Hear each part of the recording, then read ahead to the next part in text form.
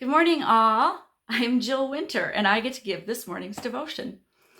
My favorite thing about Advent is the light of Advent, the discussion of how the light that is coming into the world starts with just one candle and then goes to the next and the next. And by the time we get to Christmas Eve and light that Christ candle, and then everybody gets to light their candle and we all sing Silent Night, that is my favorite.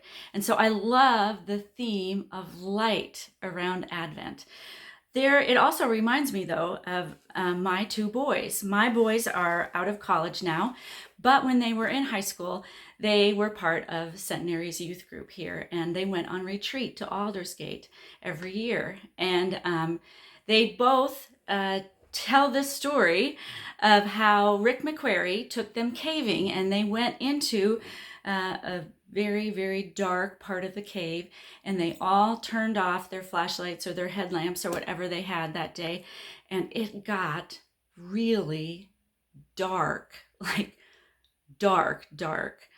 And then he let that sit on them for a minute, and then he lit a single flame, and that single light lit up the entire darkness. And that made such an impression on them that 3 years apart, they both talked about that experience when they spoke on Senior Sunday at church. And so I just love that image and that metaphor of one tiny light lighting up an entire space. But did you know that's not what Isaiah prophesies? No, I want to read it to you right from the Bible.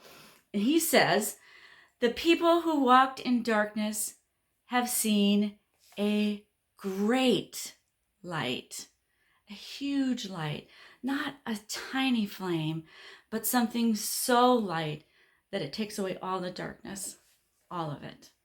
And that's what I love about Advent. And then we get to John, and Jesus says, "I am the light of the world." Gives me chills every time. I love it. Have a good morning, everyone. Bye-bye.